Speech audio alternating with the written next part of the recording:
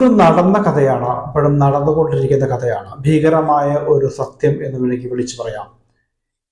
കേരളത്തിന് തൊട്ട് അയൽ സംസ്ഥാനമായ കർണാടകയിൽ നടന്നുകൊണ്ടിരിക്കുന്ന ഭീകരമായ കൊലപാതക പരമ്പരകൾ. ധർമ്മസ്ഥലയിലെ കാര്യമാണ് പറയുന്നത്. കേരളത്തിലെ ന്യൂസ് ചാനലിലൂടെയൊക്കെ നമ്മളെല്ലാവരും അറിഞ്ഞിരിക്കുന്ന ഒരു ഭീകരമായ സത്യം.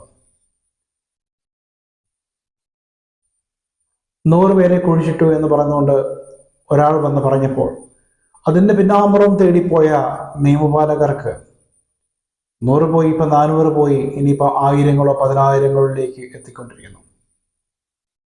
നമ്മുടെ നാട്ടിൽ ഇവിടുന്ന് പോകുന്ന പെൺകുട്ടികളൊക്കെ എവിടെ എന്ന ചോദ്യത്തിന് ചിലപ്പം ഇത് ഉത്തരമായേക്കാം. കേരളത്തിൽ നിന്നും കർണാടകയിലേക്ക് പഠിക്കാനായിട്ട് പോയിട്ടുള്ള വിദ്യാർത്ഥിനികൾ തിരോധാനം കുറേ നമ്മൾ കേട്ടിട്ടുണ്ട്. അവരൊക്കെ എവിടെ പോയി എന്ന് ഉണ്ടെങ്കിൽ ചിലപ്പോൾ ഒരുപക്ഷെ ഇവിടെ അന്വേഷിച്ചാൽ ഇവിടെ നിന്നെങ്കിലൊക്കെ അവശിഷ്ടങ്ങൾ കിട്ടുമായിരിക്കും. ഇന്ത്യക്ക് സ്വാതന്ത്ര്യം കിട്ടിയതറിയാതെ ഇങ്ങനൊരു നാട്, അവിടെ ഗുണ്ടായുസം മാത്രം നടത്തുന്നവർ മാത്രം തീരുമാനങ്ങൾ എടുക്കുന്നു.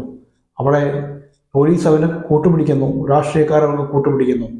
അവരെല്ലാവരും ഒന്നു ചേർന്നുകൊണ്ട് മൃഗീയമായിട്ടുള്ള പീഡനങ്ങൾ നടത്തി തെളിവ് നശിപ്പിക്കാനായിട്ട് കുഴിച്ചു മൂടും.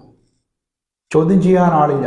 ചോദ്യം ചെയ്യുന്നവരെ നിശബ്ദരാക്കുന്ന രാഷ്ട്രീയമെന്ന് പറയുന്ന പോലെ ഇത്രയും ക്രൂരമായ കൊലപാതക പരമ്പരകൾ നടന്നിട്ട് സർക്കാർ എന്ത് ചെയ്തു? കർണാടക ഭരിക്കുന്ന കോൺഗ്രസ് എന്ത് ചെയ്തു? കേന്ദ്രം ഭരിക്കുന്ന BJP എന്ത് ചെയ്തു? അവർക്ക് ഒത്താശ പിടിക്കുന്ന MP-മാരും MLA-മാരും മുറകൂടത്തിലുള്ളത് കൊണ്ടാണോ നിങ്ങൾ ഇതൊക്കെ ചെയ്യുന്നത്? തുതി പാടാനും ഓശാന പാടാനും എതിർക്കുന്നവനെ അമർച്ച ചെയ്യാനുള്ള ശക്തി, പണത്തിന്റെ പവർ ഉള്ളത് കൊണ്ടായിരിക്കാം ഒരുപക്ഷെ ഇത്രയും കാലം അത് മൂടിപ്പെട്ടു പോയിരിക്കുന്നത്. സത്യം എന്തായാലും പുറത്തു വരും എന്ന് പറയുന്നത് സത്യം തന്നെയാണ്.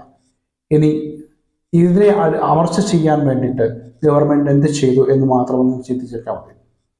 കാരണം നമ്മുടെ നാട്ടിൽ നിന്ന് പോകുന്ന പെൺകുട്ടികളുടെ കൃത്യമായ രീതിയിൽ പ്രണയം നടത്തി അവിടെ കൊണ്ടുപോയി വിൽക്കുന്നവരുണ്ടാവില്ലേ? അവിടെ എല്ലാം മാഫിയകളാണ്.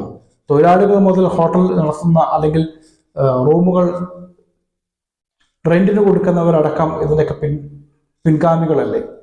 ഇതിന് പിന്നണിയിൽ പ്രവർത്തിക്കുന്നവരല്ലേ? അപ്പം ഇവരുടെയൊക്കെ കയ്യിൽ ഒരു പെൺകുട്ടി പോയി അകപ്പെട്ട് കഴിഞ്ഞിട്ടുണ്ടെങ്കിൽ എന്തായിരിക്കും അവസ്ഥ? പ്രശസ്തമായ ഒരു ക്ഷേത്രമാണത്. ആ ക്ഷേത്രത്തിലേക്ക് വരുന്നവരിൽ തീർത്ഥാടനത്തിന് വരുന്നവരിൽ തന്നെ SIO ആൾക്കാർ മിസ്സായിട്ടുണ്ടാവും. ആരോട് ചോദിക്കും? ആരോട് പറയും?